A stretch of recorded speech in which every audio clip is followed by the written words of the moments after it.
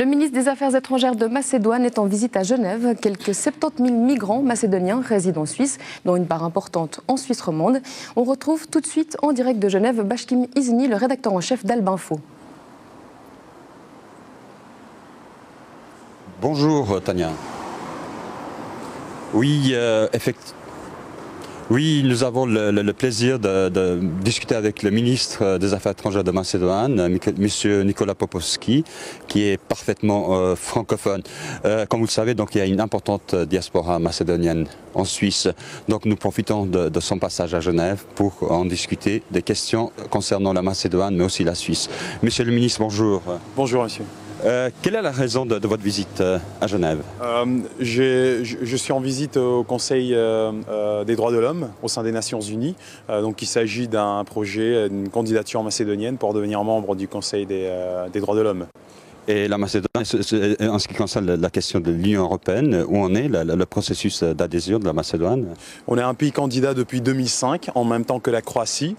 Nous avons obtenu 4 rapports consécutifs avec une recommandation de la part de la Commission européenne d'entamer le processus de négociation.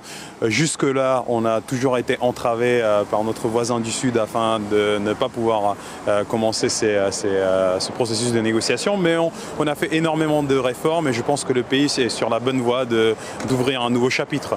Vous parlez de votre voisin du Sud, donc pour les téléspectateurs de la télé, c'est important peut-être juste de situer le contexte. Il y a un litige bilatéral entre la Macédoine et la Grèce qui a été imposé au début des années 90 et qui concernait une perception qui a été créée que l'indépendance de la Macédoine représente une menace vis-à-vis de la Grèce. Je pense que ce contexte est complètement dépassé. À l'échelle pratique, on a une excellente coopération, nos hommes d'affaires, nos touristes, nos citoyens communiquent d'une excellente manière et je pense que les relations gréco-macédoniennes sont plutôt exemplaires. On a cependant ce problème politique qui a été posé il y a une vingtaine d'années et on a des difficultés à le surpasser. Il y a des problèmes de politique étrangère, mais aussi sur le plan économique. Comment se porte la Macédoine? Je pense qu'on est un des pays qui a montré qu'il peut résister à la crise générale européenne.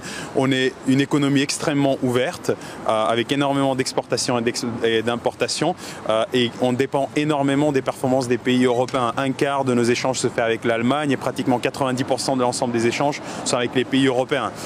Donc dans ce contexte-là, on a souffert, évidemment, mais on a une politique macroéconomique très stable, on a un niveau d'endettement très bas et on insiste sur cette stabilité sur le long terme. Vous parlez d'investissement et des investisseurs suisses ou de la diaspora suisse. Est-ce qu'il y en a en Macédoine? On a une importante diaspora macédonienne en Suisse. On essaye de travailler avec eux et les encourager d'investir en Macédoine, mais c'est le cas en général. On travaille avec un grand nombre d'investisseurs. Beaucoup ont déjà choisi la Macédoine comme destination. On travaille avec tous ceux qui sont sur la voie de se décider. On pense que c'est vraiment la voie qui permettra à la Macédoine de devenir véritablement un acteur compétitif sur le marché global. Et comment vous comptez convaincre les investisseurs suisses à venir s'installer en Macédoine? Écoutez, c'est un pays qui est positionné sur la 23e place sur la liste de la Banque mondiale au niveau de la compétitivité. Je pense que c'est un bon argument, surtout en sachant qu'il y a 6 ou 7 ans, la Macédoine n'était même pas parmi les 100 premiers. Donc on a fait énormément de réformes, on a un système administratif très compétitif et un système d'imposition qui est attirant. Et sur le plan de l'environnement, est-ce que la Macédoine a fait des progrès dans ce sens, puisque Skopje est une ville assez polluée? Est-ce que comment vous comptez dépasser la situation? Je pense que le processus d'intégration européenne a contribué dans ce sens. On a travaillé beaucoup sur le niveau d'avertissement des citoyens et puis on a investi énormément dans tout ce qui concerne l'infrastructure de l'environnement. On est sur la bonne voie d'adresser certains problèmes dans le domaine de la pollution, mais ce sont vraiment des problèmes qu'on doit résoudre sur le long terme. Je pense que nos citoyens sont beaucoup plus conscients de l'importance de l'environnement aujourd'hui qu'ils l'étaient il y a 5 ou 10 ans. On est sur la bonne voie même sur ce dossier-là. On retiendra ces paroles de la fin. Merci beaucoup pour votre acceptation, d'avoir accepté de discuter avec nous pour la télé. Et on vous souhaite une bonne suite dans le cadre de vos missions. Merci beaucoup, un grand plaisir d'être en Suisse.